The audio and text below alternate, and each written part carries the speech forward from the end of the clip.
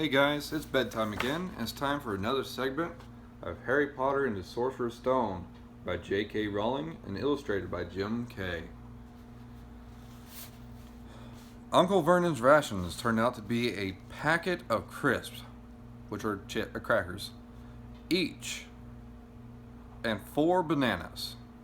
He tried to start a fire, but the empty crisp packets just smoked and shriveled. Could do with some of those letters now, eh? He said cheerfully.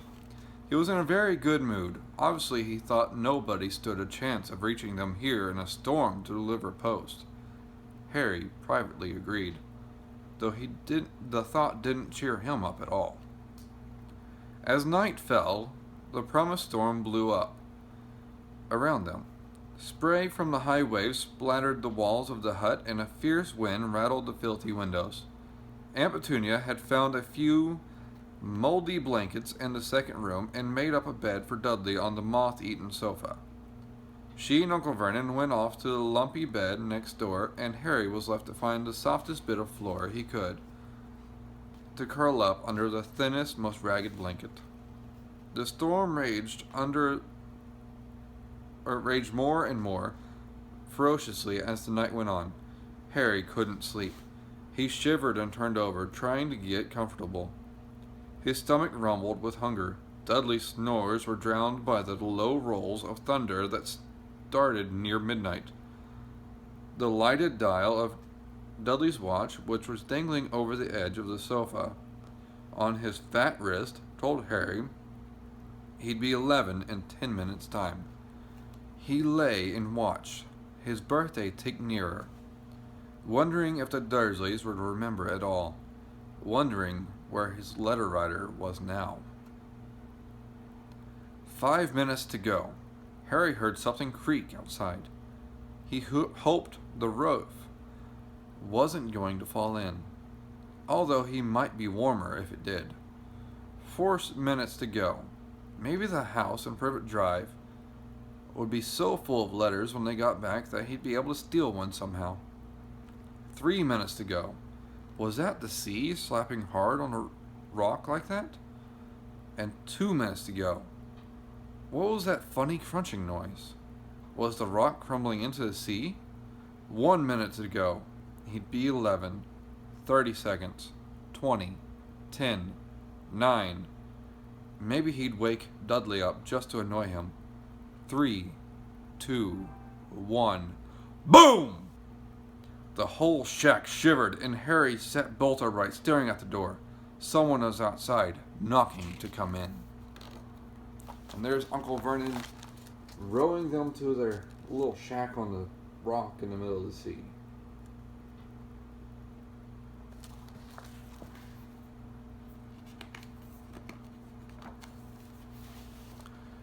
Chapter 4. The Keeper of Keys. Boom! They knocked again. Dudley jerked awake. Where's the cannon? He said stupidly. There was a crash behind them, and Uncle Vernon came skidding into the room. He was holding a rifle in his hands. Now they knew what had been in the long, thin package he had brought with them. Who's there? He shouted. I warn you, I'm armed. There was a pause. Then smash! The door was hit with such force that it swung clean off its hinges, and with a deafening crash, landed flat on the floor. A giant of a man was standing in the doorway. His face was almost completely hidden by a long, shaggy mane of hair and a wild, tangled beard, but you could make out his eyes glinting like black beetles under all the hair. The giant squeezed his way into the hut, stooping so that his head just brushed the ceiling. He bent down, picked up the door, and fitted it easily back into its frame. The noise of the storm outside dropped a little. Here we are. The chapter title page. And there's a big giant of a hairy man. He does look kind of scary, doesn't he?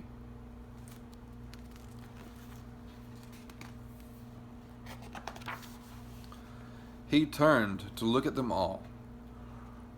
couldn't make us a cup of tea, could you? It's just not been an easy journey. He strolled over to his sofa, where Dudley sat frozen with fear. Budge up, you great lump, said the stranger. Dudley squeaked and ran to hide behind his mother, who was crouching terrified behind Uncle Vernon. Ah, here's Harry, said the giant. He looked up into the fierce, wild, shadowy face and saw that the beetle's eyes were crinkled in a smile. Last time I saw you, you was only a baby, said the giant. You look like your dad, but you've got your mom's eyes. Uncle Vernon made a funny rasping noise.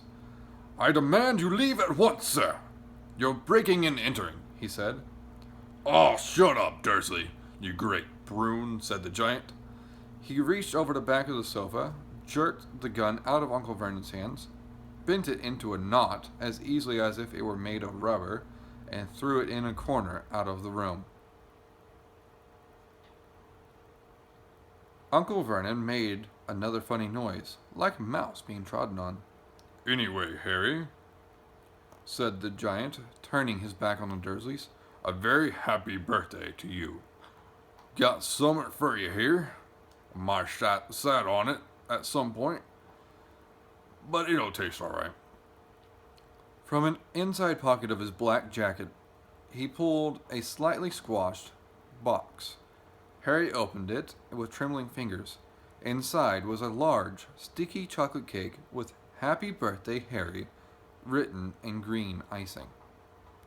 Harry looked up at the giant. He meant to say thank you, but the words got lost on the way to his mouth. And what he said instead was, "Who are you?" The giant chuckled. True, I haven't introduced myself. Rubius Hagrid, keeper of keys and grounds at Hogwarts. He held out an enormous hand and shook Harry's whole arm. What about that tea then, eh? He said, rubbing his hands together. I'd not say no to something stronger if you've got it in mind. His eyes fell on the empty grate with the shriveled crisp packets in it, and he snorted. He bent down over the fireplace. They couldn't see what he was doing, but when he drew back a second later, there was a roaring fire. It filled the whole damp hut with flickering light, and Harry felt the warmth wash over him as though he'd sunk into a hot bath. The giant sat back down on the sofa, which sagged under his weight, and began taking all sorts of things out of his pockets of his coat.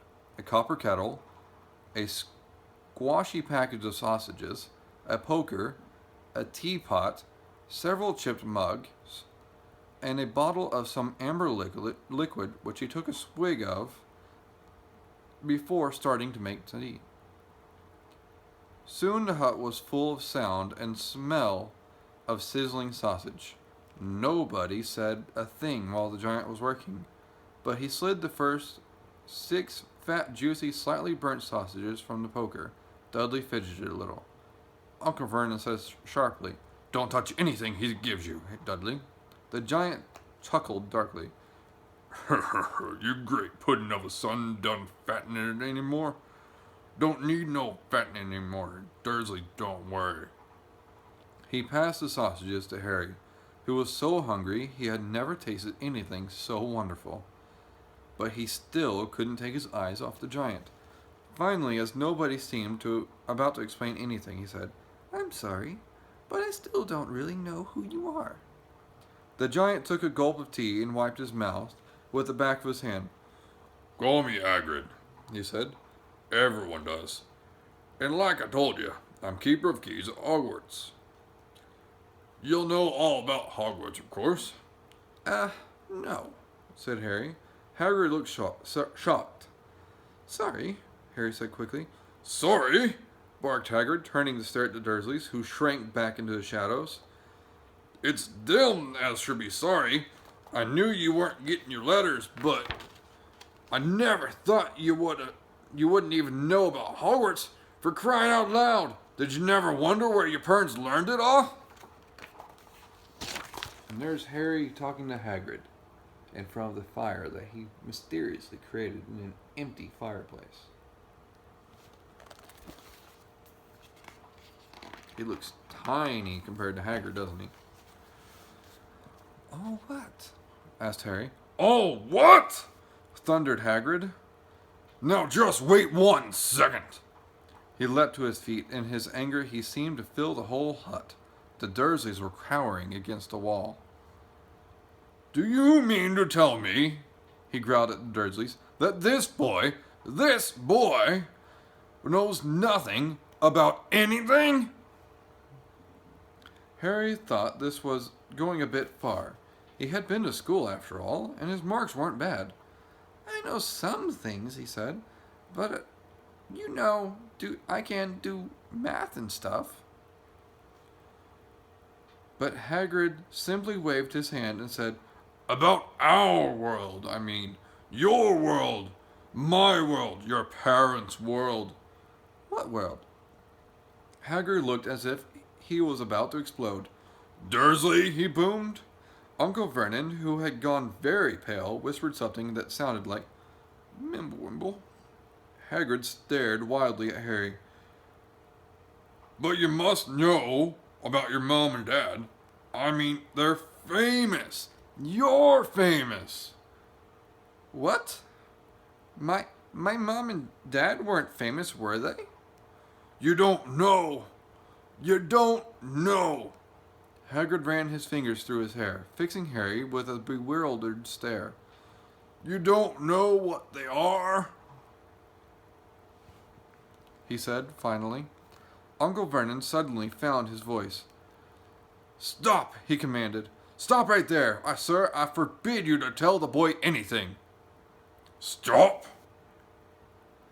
A braver man than Uncle Vernon would have quailed under the furious look Hagrid gave him. When Hagrid spoke, his every syllable trembled with rage. You never told him. Never told him what was in the letter from Dumbledore after Dumbledore left for him. I was there. I saw Dumbledore leave it, Dursley. And you've kept it from him all these years. Kept what from me? Said Harry eagerly. Stop! I forbid it! Yelled Uncle Vernon in panic. Aunt Petunia gave a gasp before her. Oh, go bull your heads, both of you. Harry, you're a wizard. There was a silence inside the hut. Only the sea and the whistling wind could be heard. I'm a what? Harry gasped. A wizard, of course, said Hagrid, sitting back down on the sofa, which groaned and sank even lower. And a thumping good 'un, I'd say. Once you've been trained up a bit, with a mum and dad like yours. What else could you be? And I reckon it's about time you read your letter. And that's where I'm going to end it for tonight, guys. Hope you enjoyed this segment. It's kind of hard in my throat, so I got to end it a little quicker tonight. Good night. Be good and always be kind.